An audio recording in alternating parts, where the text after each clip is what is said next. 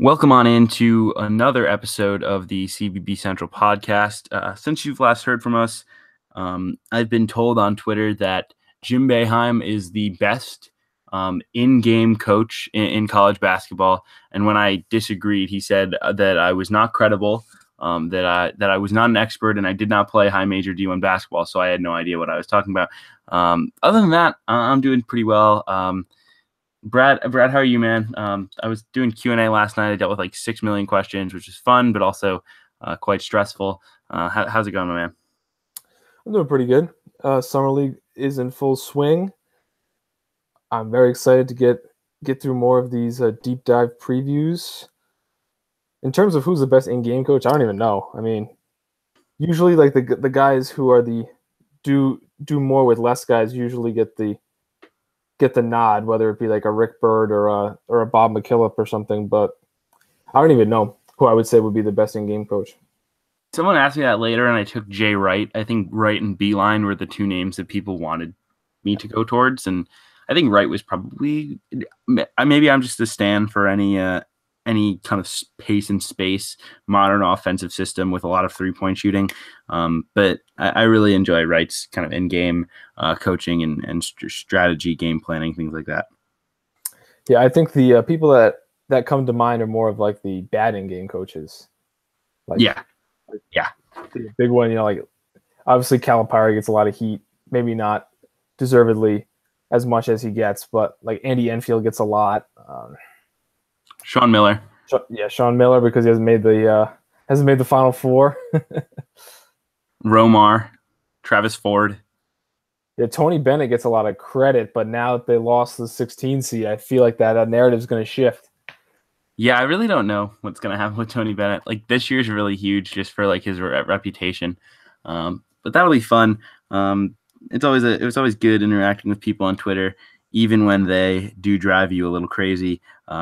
What we've got in store today, as Brad mentioned, is a couple more of those deep dive previews.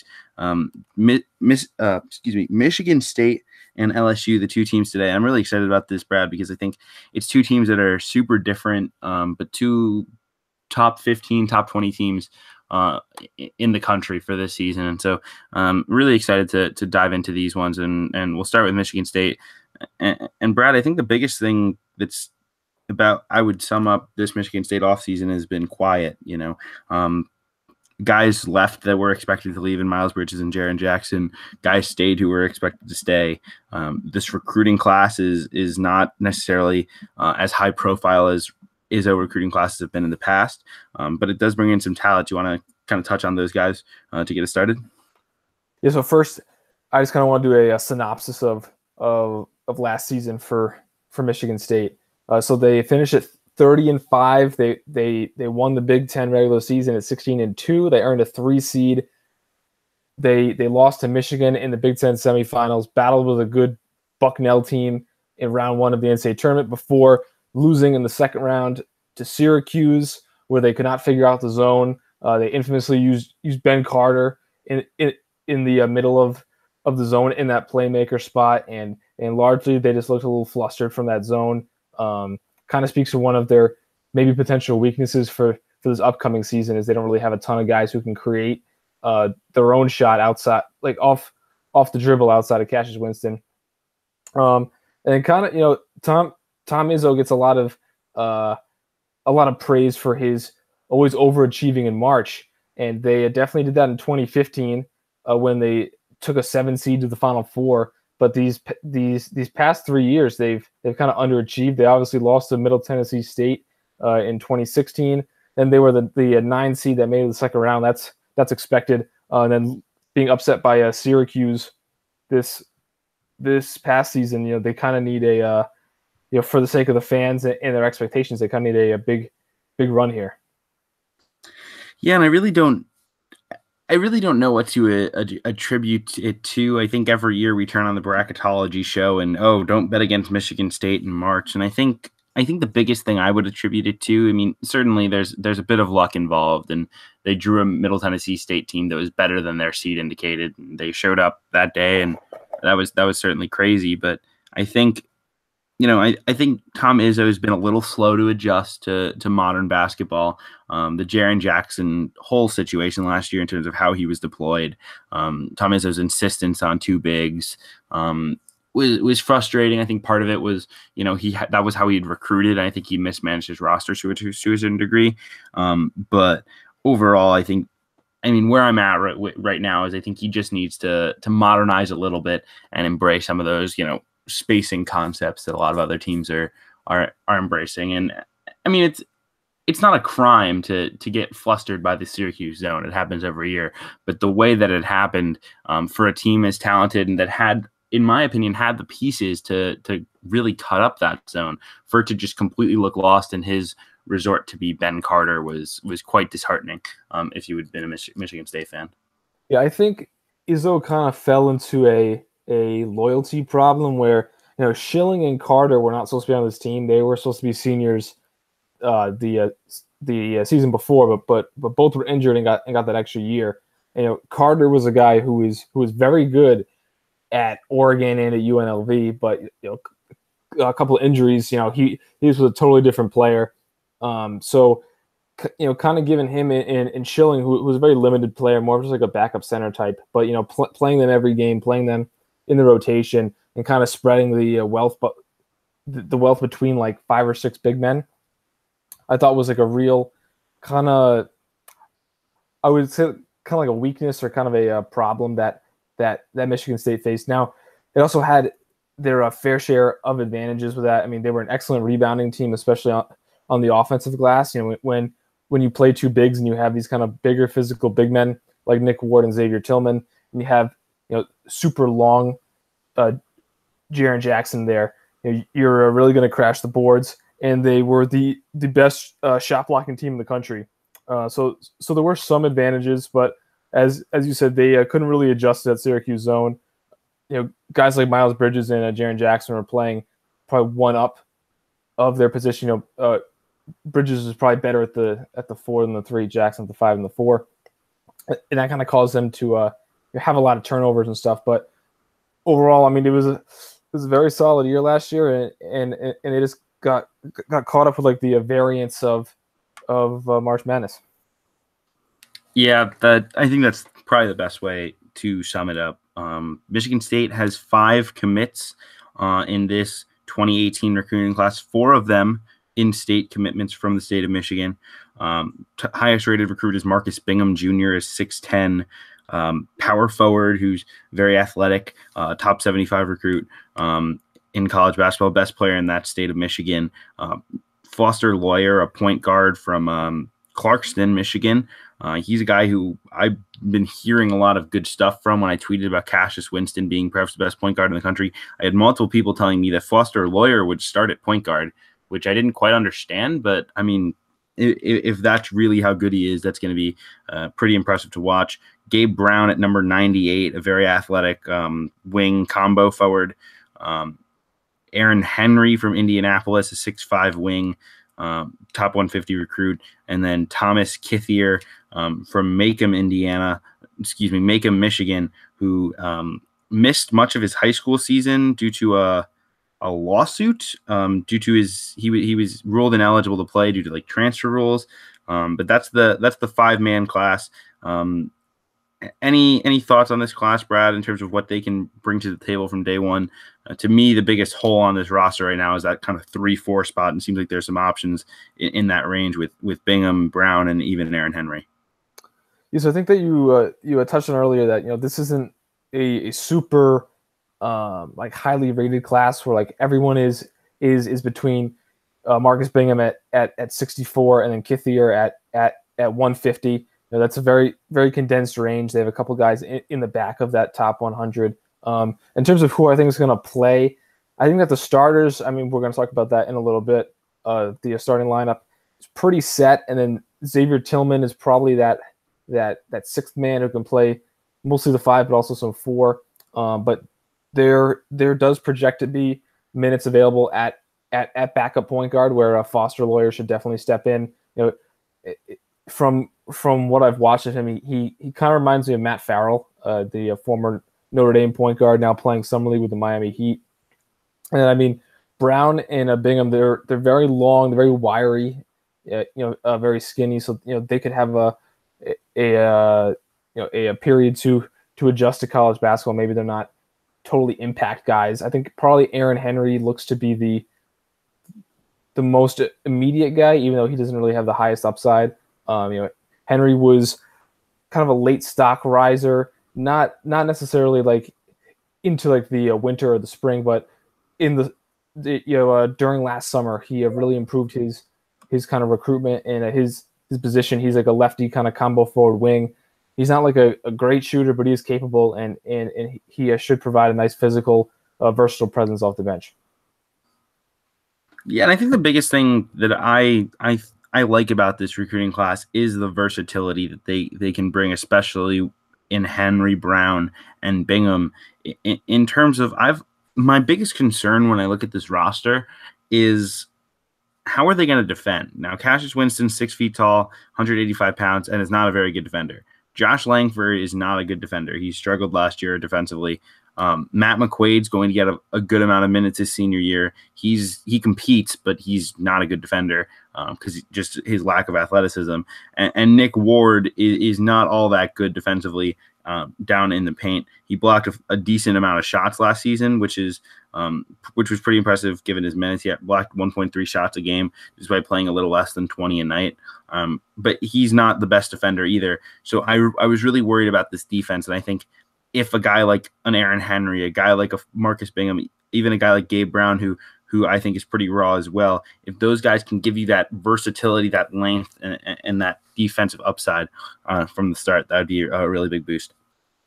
Yeah, I think this is more of like a long-term recruiting class.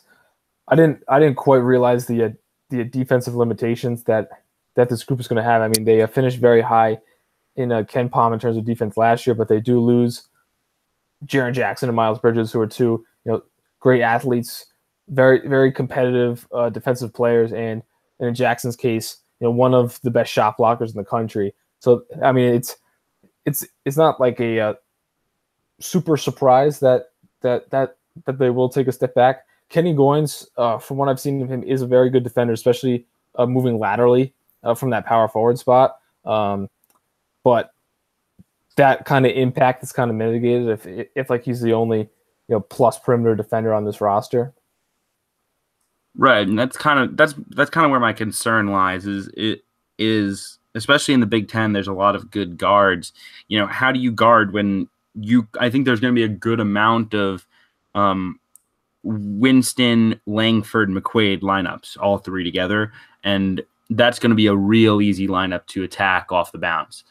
So I think that's if I were to pinpoint my biggest concern with this team, it's that, and I would say it's also maybe missing one shot maker, a guy who can go get a bucket off the bounce, a guy who can kind of create in a way that Miles Bridges did last season.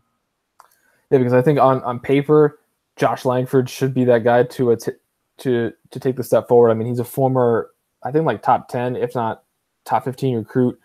He's kind of been disappointing. I mean, his stats, like the past few years, aren't indicative of like a total disappointment, like a Chris Walker or like a Casey Hill. But I mean, he definitely didn't live up to that recruiting ranking through his first 2 seasons.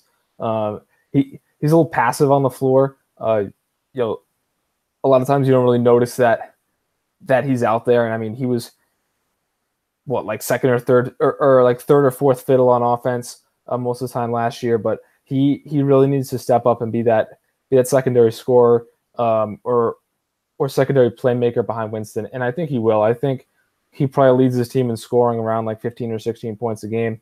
And they're also going to need Matt McQuaid to play, that 28 to 30 minutes a night and hit some shots and provide some more offense as well. Yeah, I think I agree there. Langford's kind of an interesting case because he was so up and down. There'd be games where he'd have 20, 23 points, but then he had 16 games last season where he didn't register in double figures. And I think for a guy of his talent, for a guy who had the opportunities in terms of the spacing that he had, even though they did play two bigs a lot, he had a lot of opportunities in one-on-one that I think he should have exploited more. So definitely looking for a little bit more from him. this year. I think one other question I had was, how does this front court rotation shake out? I think I was a bigger Xavier Tillman fan than a lot of the country. I thought he was pretty impressive last season. I know he didn't play a ton of minutes, but when he did, I thought he had some really nice performances. There was one game I remember where in the NCAA tournament in Syracuse, he had those 12 rebounds, which was a big performance. 6 and 5 against Bucknell. He really grew into a rotation spot as the season went on. In those final 5 games, played 12 minutes in each of his final 3 regular season games, and then the 2 NCAA tournament games, 19 and 22 minutes respectively. So he's a guy who I think is going to play a fairly big role, but how does that shake out with Nick Ward's a non-shooter? Xavier Tillman right now is a non-shooter. Kenny Goins is not a guy you particularly want shooting the basketball. And then you're going to leave a lot up the rest of the way to younger guys playing in this front court. So that's a bit of a concern for me. Just how does this front court really balance out the lack of shooting and spacing that they're going to provide? They don't really have that stretch big guy on the roster. Yes, I totally agree in terms of Xavier Tillman. I really loved his game whenever I saw it. He's very mobile and fluid for his size and his frame. Very skilled offensively. In terms of the bench, I know we mentioned last year Izzo like to spread the front court minutes around between like 5 or 6 guys, and he was very heavily reliant on his bench. I mean, he was 53rd in the country in terms of using the bench in terms of bench minutes.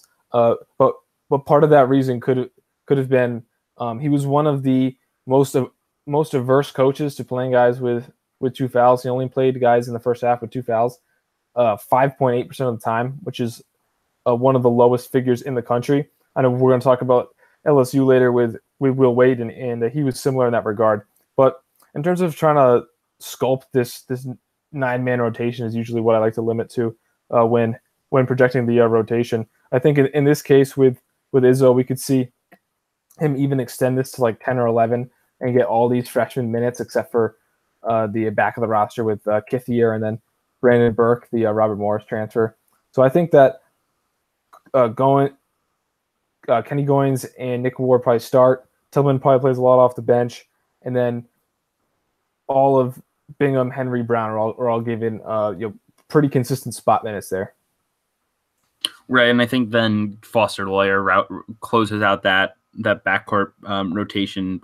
It's tough because I don't think Michigan State can play Cassius Winston next to Foster Lawyer just because it's 2 6-foot-tall, undersized guards. But at the same time, this backcourt isn't all that deep, especially depending on how much you trust Aaron Henry. I mean, you can play McQuaid at the 2 or the 3. You can play Langford at the 2 or the 3.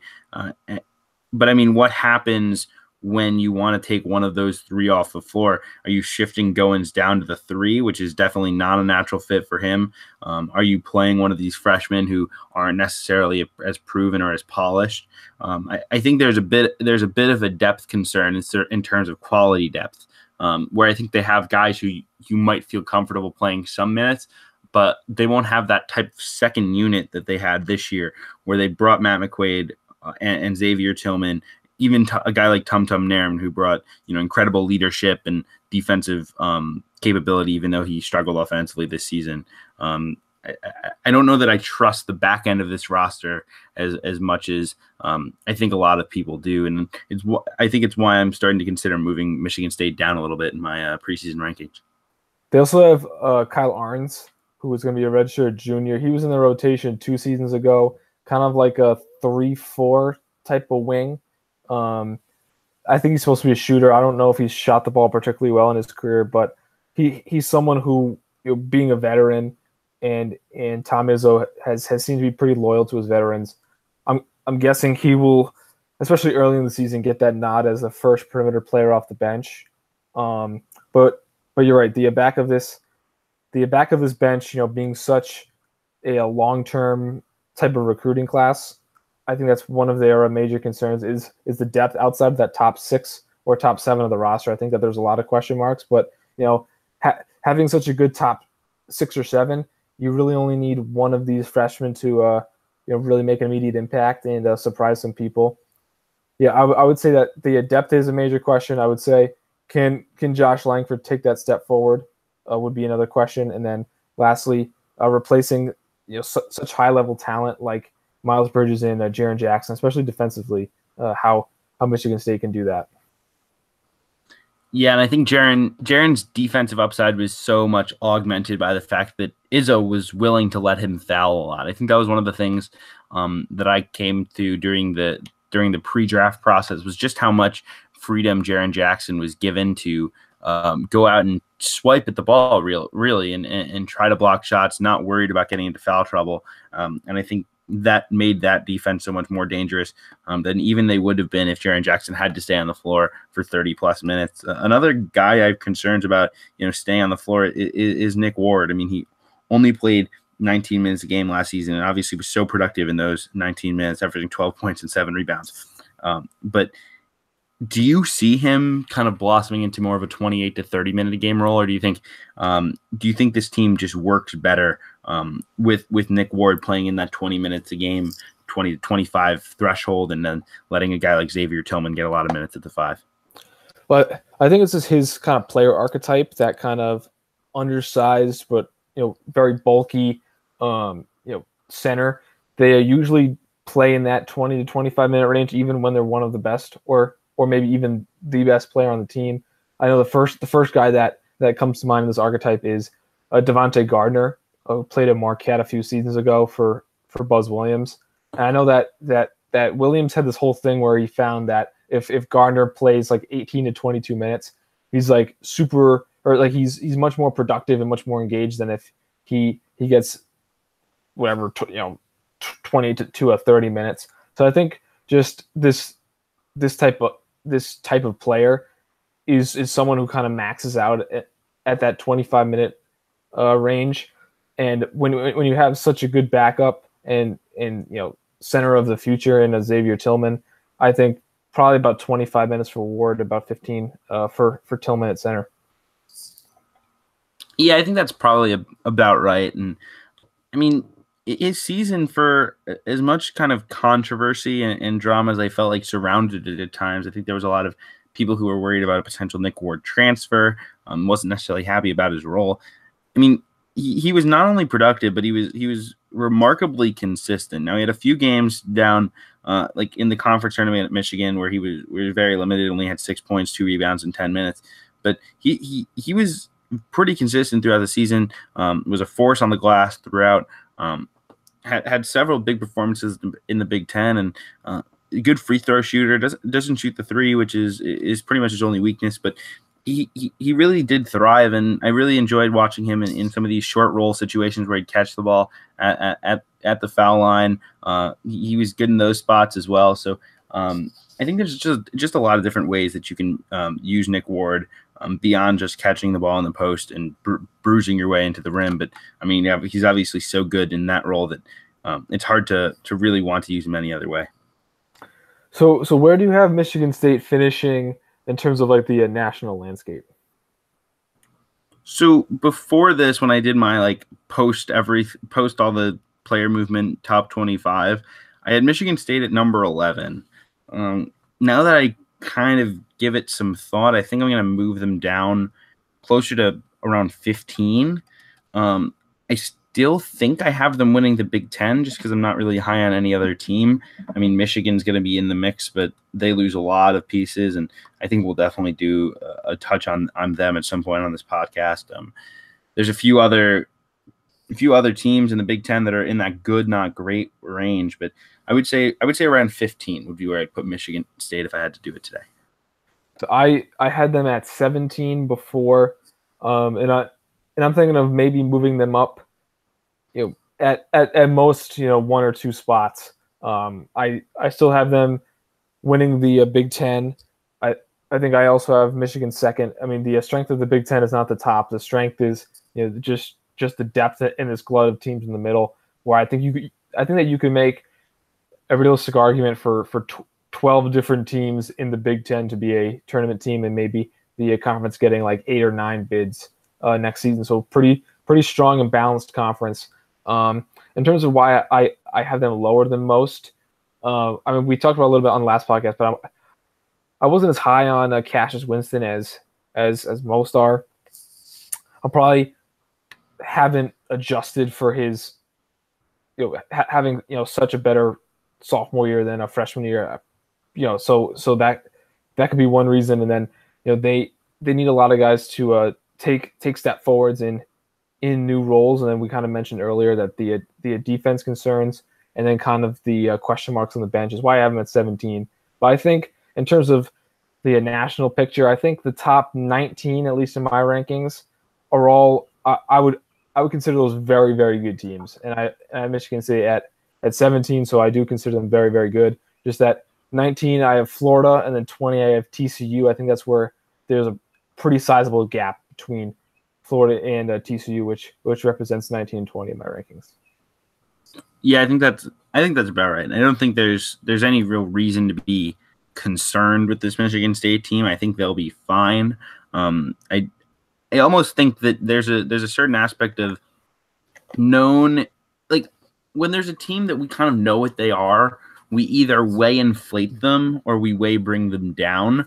Like we're with a Michigan State, like we kind of know all the pieces on this team that are going to be big rotation pieces, other than perhaps if a Foster Lawyer or one of these wings finds big rotation minutes and really thrives in a way I don't really expect. We kind of know all these pieces, and we get kind of caught by, oh, look what this team could be, and we kind of know what Michigan State is. We also kind of go in the opposite way, where if a team brings everybody back, we just kind of assume they'll be better than they are, even though older doesn't always mean better. So it's going to be really interesting to see where national consensus goes with Michigan State as the season kind of gets closer and closer, because there's just been so little talk about them.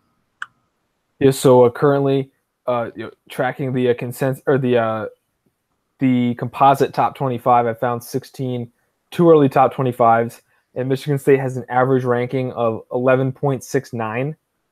So the highest person has them at 6, the lowest person has them at 19. And they are in all 16 people's top 25s, which obviously would be expected. The person who has them at 6 is Athlon Magazine. And then a few people have them at 9, but most have them either 10, 11, 12, it looks like. Yeah, I think that's probably the range where they'll sit preseason. I think the Champions Classic might be a bit of a surprise where they win their game in the Champions Classic just because they're a little bit more experienced than the teams they'll be taking on. It wouldn't surprise me if they stole that game and then all of a sudden the hype train took off prematurely. Yeah, kind of like with the Notre Dame last year where they, in terms of rankings, it comes to a point where like early in the season, a team that gets, 2 or 3 top 25 or like quality wins, like right out the gate, like you can't not move them up. I mean, they just have like such a great resume for like an end of the season team in terms of making the tournament in like the 3rd week of November that you can't not just like move them up like toward the top of your rankings. Yeah, I think I pretty much agree there. Is that everything we have on Michigan State? Yep, I believe so. All right, let's move on to our second team that we wanted to touch on that has been anything but quiet on the recruiting trail, I think would be perhaps the best way of putting it. Will Wade has done an incredible job so far recruiting at LSU. Let's kind of summarize what they did last season. They go 18-15, which I think exceeded expectations in year one of coming off of a pretty horrible 2016-17 season. Will Wade did a pretty good job with this club. The biggest thing was adding Tremont Waters to the mix. He was one of the best players in the SEC, one of the better players in the country, and he'll be back for year 2. This team goes 18-15, makes the NIT, where they lose in the second round to Utah. Overall, they lost to Mississippi State in the conference tournament in their first game of the conference tournament, which would have been a chance for them to maybe make a run. I thought they had a little bit of legs in them. They just never really got any momentum in SEC play, never won more than 2 SEC games in a row, never lost more than 3 in a row, but it was pretty much it was on again and off again. The only time they won 2 in a row was 2 home games between Missouri and Vanderbilt. So looking for that consistency, I think, would be the biggest takeaway from year 1 of Will Wade, which is certainly a positive step. Yeah, and they had some really, really good wins. So much so that when we first started doing this podcast at like the beginning of February, I thought that they were going to make a sneaky run and kind of sneak into the NCAA tournament. Obviously, like the last kind of like week of the season, they kind of fell off the discussion, lost in the first round of the SEC tournament. But they beat Michigan on a neutral floor, who obviously lost in the championship game. They beat Houston, who's a very good team in the top 25, and then they swept Texas A&M and Arkansas. They beat Missouri and a Mississippi State. So I mean, they definitely proved that they could compete with with some very strong teams. They just didn't win enough games. I mean, they were 8-10 in the league, which Alabama also had the same record, but they had a little higher quality resume. They won a couple games in the SEC tournament, which kind of gave them the nod. But everyone should be very encouraged about LSU for next season. They have a super talented team. Yeah, I think most people in the preseason of last year had them at the 14 spot until they added Randy Unwasor, who's a high-scoring graduate transfer from Southern Utah. Well, I mean, he did not make much of an impact, but they were still able to kind of exceed expectations, end up finishing tied for 9th in the conference. Yeah, and it was just fun to watch this team, especially with Waters and the way he played. I mean, he quickly became one of my favorite players to watch in college basketball. So dynamic with the ball in his hands, able to pass the ball, create off the bounce, hit tough shots. He had that. I think my jaw dropped as far as it did during any moment of the college basketball season when he hit that buzzer beater. I think it was against Texas A&M, where he caught the inbounds pass and just kind of chucked it over a guy and it went in. I mean, it was an absolutely absurd shot, and he really provides a lot of magic for this team, and will be the centerpiece even with all these top recruits that we're about to touch on. Yeah, and Waters. I mean, I had him in our podcast the other day. I had him as the second best returning player in the country, which I think speaks more to kind of the lack of returning star power than it does him being like this transcendent superstar. But I do think he's certainly in the running for SEC Player of the Year.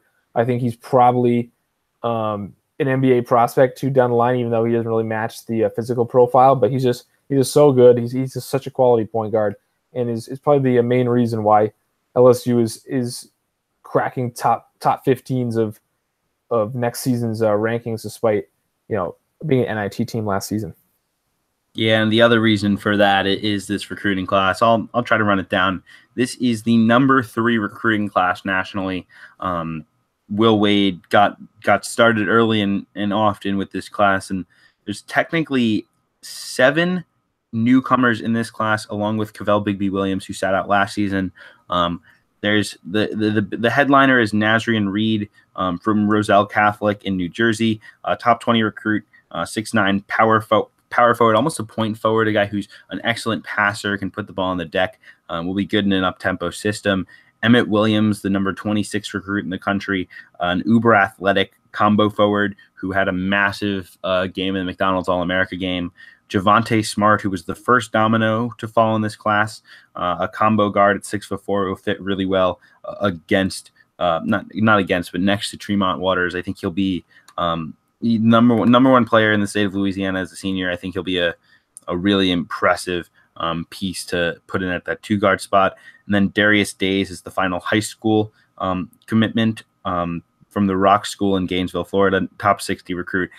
So not a slouch in his own right, but overlooked by this class. And then a pair of JUCO players, Marlon Taylor, who's a top 5 JUCO player, a 6'6" wing who is as athletic as anyone in the country. I've read reports of a plus 40-inch vertical, so that's going to be impressive. And then Dania Kingsby, who is from the College of Southern Idaho, another JUCO player who's a high-level shooter who was originally a Pitt signee before that coaching change.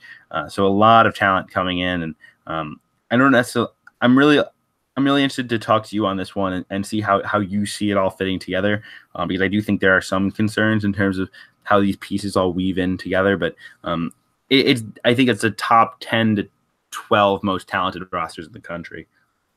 Yeah, I mean, from 1 to 13, this could easily be the deepest team in the entire country. I mean, when trying to kind of pick out like a 9-man rotation, you're leaving out guys like, well, at least with me, a guy like Marlon Taylor, who was, according to JUCOrecruiting.com, was the 17th ranked JUCO player. Daniel Kingsby was the 26th ranked JUCO player.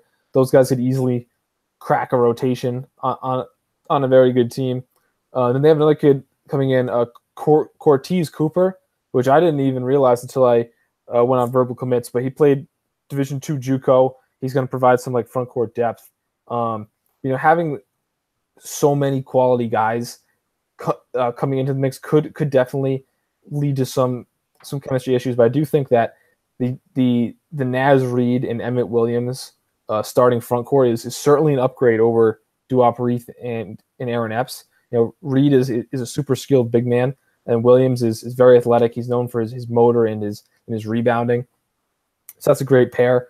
And then Javonte Smart should be a perfect kind of like sixth man, can play a bunch of different positions. He could even crack the starting lineup next to Tremont Water and Skylar Mays in that backcourt. So, this team certainly does not lack depth, and they certainly do not lack talent.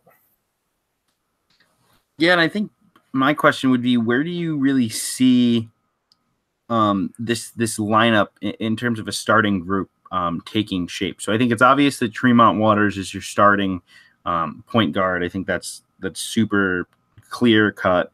I think next to him, does Javonte Smart start at the 2? I think Skylar Mays probably would be the game 1 starter at the 2 spot. Would you agree? Yeah, I think Mays and Waters are pretty much locks there.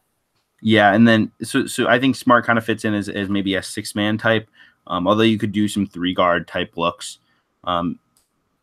That's where it gets kind of interesting. Is do they go with like a Marlon Taylor at the 3, where he's kind of he's one of the more natural fits for that 3 spot? Do they go with some smaller lineups with Mays, Waters, and Javonte Smart? What do they do up front? Do they play Emmett Williams and Naz Reid together as a 4 and a 5 combo without really a true rim protector? Kavell Boogie Williams should still be in the mix.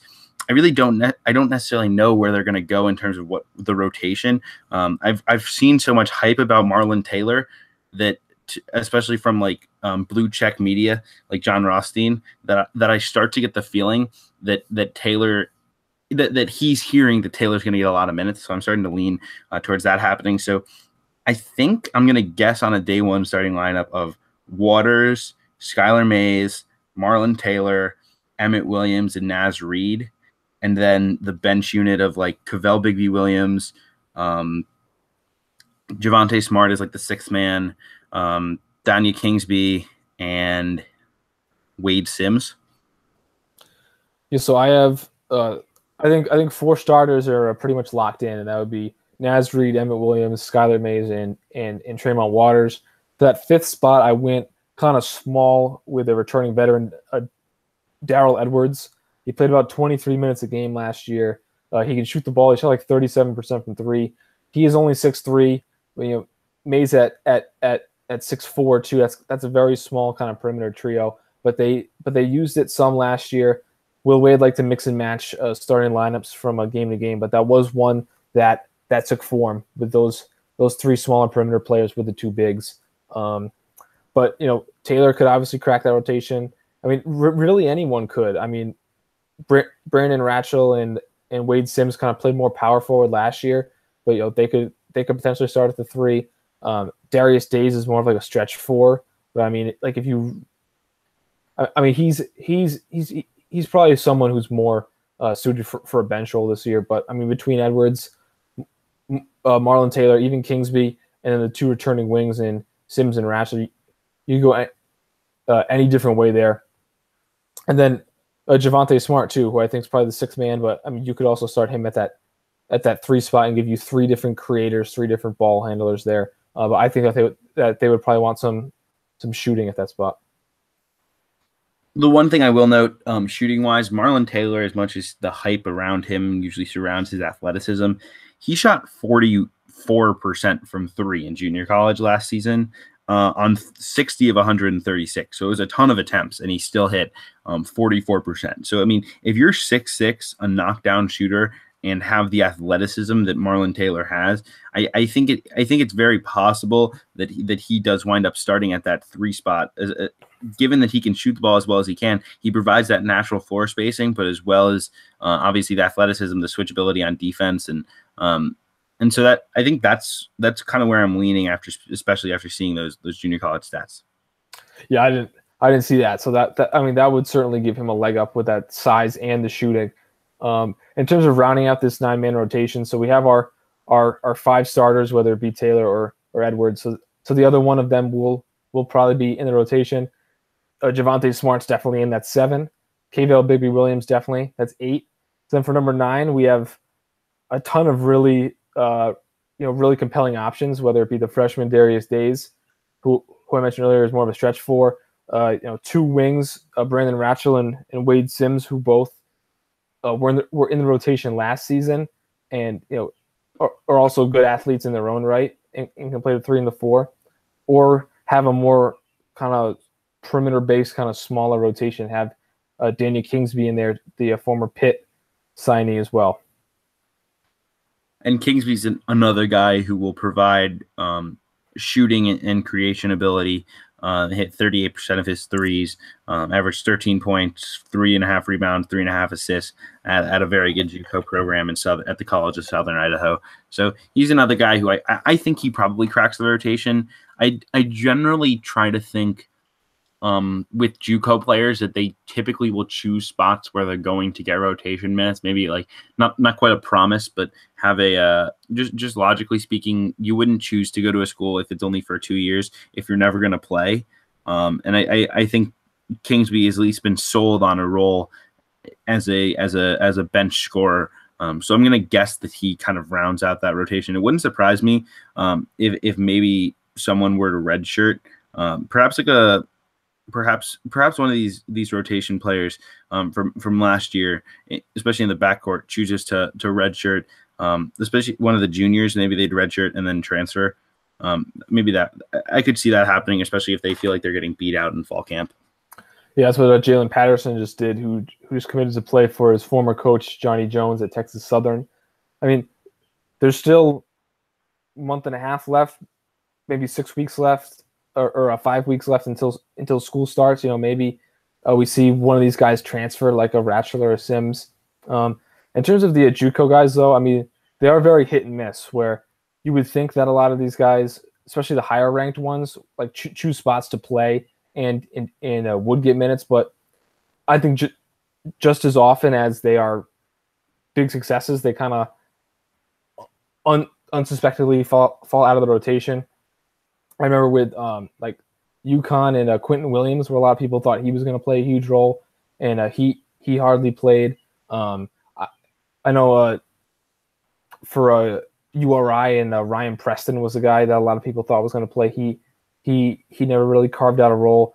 It's kind of hard to think of these guys off the top of my head, but I know that Providence had a few guys back in like the Keno Davis era that everyone thought was going to step in and start from JUCO. Guy Kyle Wright and then Russ Parmenter, and both of them were not impact guys who didn't even make it to their second year at Providence. So it's really really hit or miss, even for the super highly ranked guys.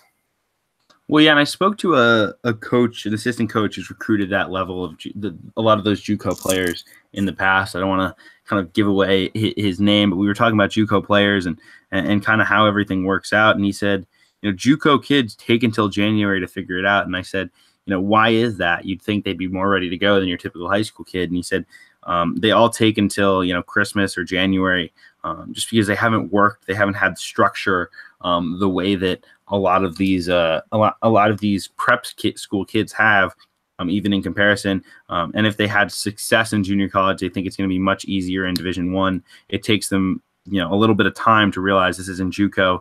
They really have to get to work, prepare, trust the coaches, et cetera, et cetera.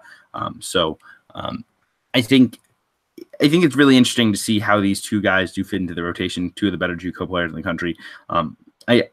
I will say, especially after seeing those stats on Taylor, between the athleticism and the shooting ability, he's intriguing not only as a collegiate player but as an NBA prospect. So I'm definitely looking forward to watching him play. Between him him, Naz Reid, and it's just really interesting. I will say with Naz Reid, the Naz Reid, Emmett Williams front court, I'm a little concerned about rim protection. I do feel like they're kind of missing that. I haven't heard Reid to be that much of a rim protector. So we'll kind of see what happens there. I don't know what your thoughts on that. Yeah, I mean, I think that Kavell Bigby Williams certainly is a rim protector. So I mean, there's enough minutes to go around in the at like the 4/5. It's more of that 2 and 3/4 where the minutes get a little more questionable. And then to add a little more evidence to my JUCO players being so varied in terms of their production, even the highest ones. I have some better examples than pulling guys who went to Providence literally 10 years ago or 7 years ago, whatever it was.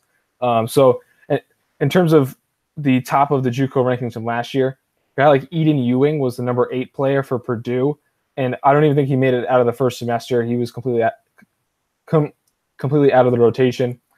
Sean Olden for TCU, he was kind of in and out of the rotation as the number 12th ranked player. Chris Darrington for Tennessee, he was kind of a backup point guard for the first part of the year before completely falling out.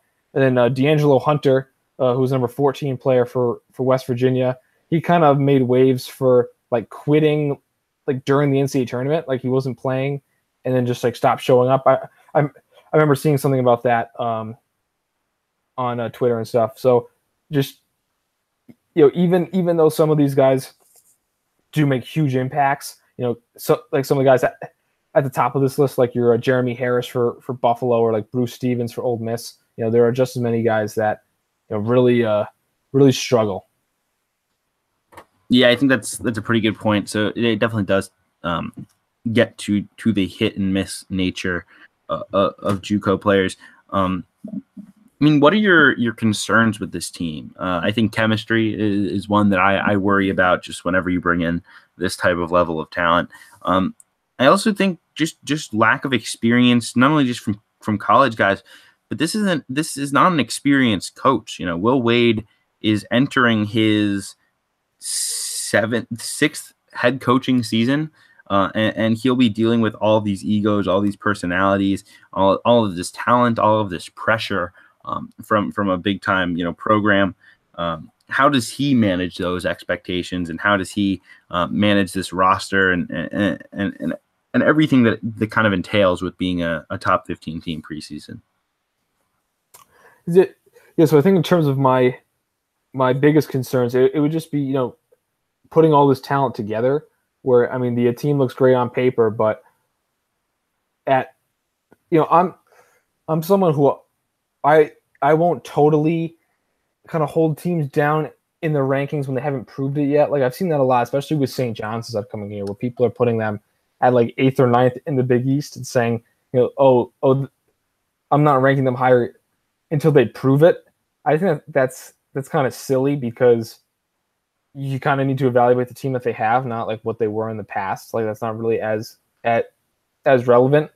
But there are plenty of instances where a team is loaded with talent, and either they underperform or things don't go quite as expected. So I have this LSU team as the 16th best team in the country. I think that's very, very appropriate for this overall talent level. But they have a ton of new pieces.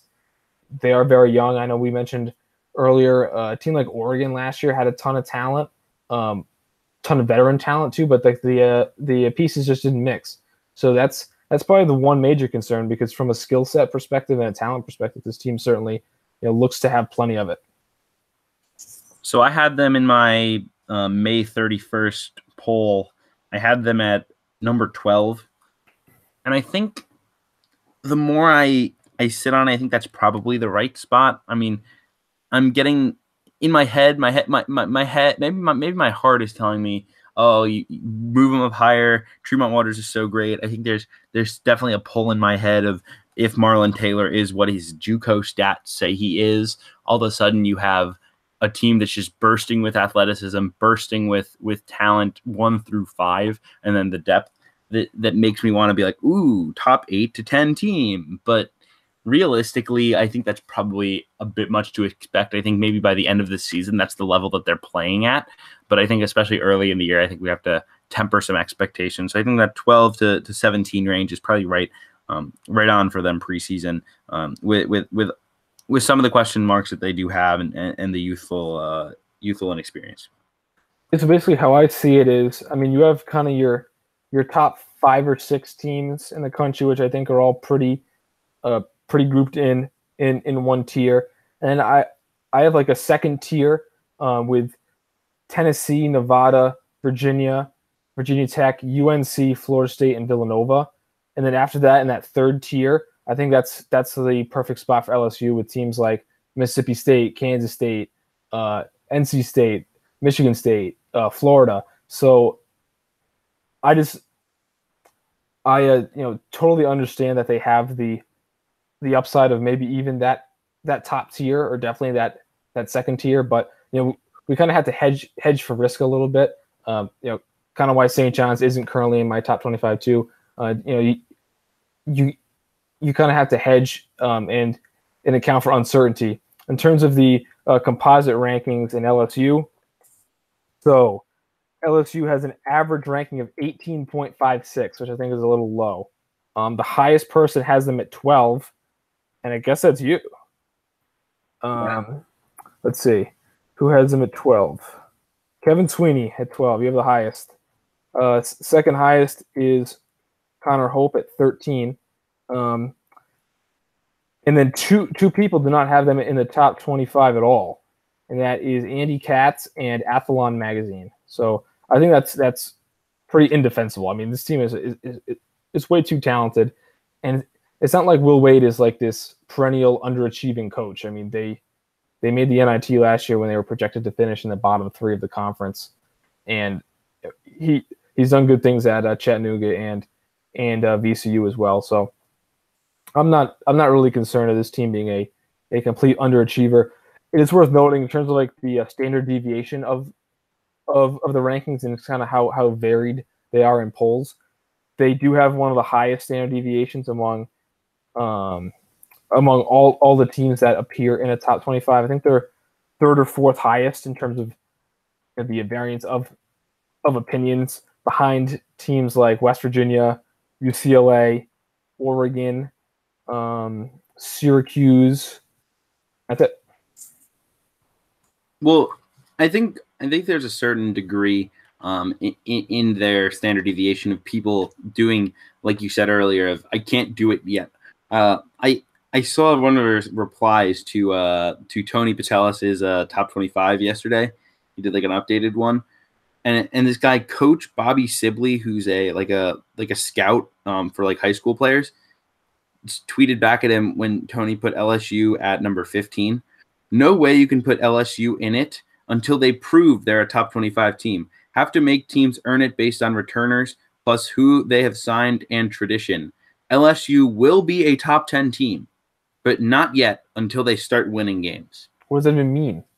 Like, I guess what they're saying is like your preseason top 25 should just be like all the historically good programs who won a lot of games last year. And then like as soon as the games start, you just immediately just start blitzing your top 25 with changes just so that you can make sure, just so that you can get it right. Like if you think a team's a top 10 team, then that's where you should put them in the preseason top 25. Maybe hedge down a little bit for risk. But like in my top 25 philosophy is 100%. If I think a team will be good at the end of the season, I will put them there. My top 25 is not let's show respect to different teams or like let's make them earn it. If this is the best team, this is the best team. And I think not everyone understands that when putting together a preseason top 25. Yeah, I think a lot of the teams that are in the let's make people or let's make them earn it before we rank them. I mean, I've seen that a lot with Iowa State, which is weird because people thought that they were going to be good last year when it was obvious that they were going to stink. I mean, every like analytical model had them in the 40s, and I asked one of the guys, I think his name was like David Hess. I said, why do you have Iowa State so high in your preseason rankings? And he replied appropriately that all the analytical rankings do. And I hadn't checked KenPom and all the other ones, and I checked, and they all had him in the 40s. And I was I was so shocked that you can't look at this roster and tell me that this is going to be a tournament team or that this is going to be even be a good team. I think Iowa State was even better than I gave them credit for, and I understand that analytical models have to, but when people are making their own subjective rankings, not based on their algorithms, and they put teams like Cincinnati in the top 25, like Butler, it's just like I don't, or like Louisville or Maryland or like the big ones for me. It's just I don't get it. At some point when evaluating a team, you should actually evaluate the team. Right, and I think especially for guys like us, like I don't think people read my opinions on Twitter to list off the teams that were good last year and just show respect. Like the reason why I'm on Twitter 24/7, even in the off season, just going off on college basketball stuff, is because like I have strong opinions about individual teams and what I think they'll be next year, and I'm okay with being wrong. And I've been wrong before, and I'll be wrong again. But I'd rather be right by being higher than consensus on a team like Virginia last season than be so conservative and be just because I'm afraid of getting something wrong or going out on a limb or betting on a team that's talented. Like I think at some point we want the whole reason why we're here is to state an opinion and back it up, and I don't really understand why that hasn't become more of a why some people kind of hesitate on that, like this Coach Bobby Sibley here. Yeah, it's just such kind of like cliche speak. It's like why even? Like, I don't even understand. I mean, I can understand if you have concerns about LSU and you state those concerns, but the whole prove it thing, or like the thing that makes me even more angry is the list of say best players in the SEC or something, or like the best players in the ACC, and like RJ Barrett's number one. It's like, he hasn't even played a game yet. Well, you're projecting who the best players are. He's on. He's going to play. Who cares? He hasn't played a game yet. It's the whole point. He's on the team. Yeah, it's always really interesting just to like watch how everyone else like attacks their like preseason rankings. Some people go like way too all in on like underclassmen and freshmen. Some people go like completely just hate on freshmen until freshmen prove what they are. And some people do it in the way I think is the right way of doing it, which is just like project what you think they will be and then decide. Anything else we have on LSU on this podcast today? I mean, I'm really excited to watch them. I think if I had like a league pass, college basketball league pass team, I think they'd be one of them. Just in terms of the athleticism, they're going to play fast. They have a great point guard who I always love to watch in Tremont Waters. So definitely excited to watch this club. Yeah, nothing really. Just hope that this talent comes together and the defense improves, and then we'll have a team that can prove all these people wrong who don't want to rank them until they prove it. Yeah, I think that wraps us up today, Brad. This has been a fun one. We'll be back next week with plenty more, probably 2 more team previews. You never know if there's another podcast we want to throw in there, just like we did last week with the top 20 returning players. You never know when someone's going to say something on Twitter that gets our gears going. So we'll be back at some point fairly soon to break down college basketball as always. Thanks for listening, everybody. We've got some hopefully exciting news about getting onto some more platforms coming up sooner rather than later, hoping to get onto Apple Podcasts and other outlets. But however you've been listening right now, we really appreciate you doing that. But overall, thanks so much, and have a good one.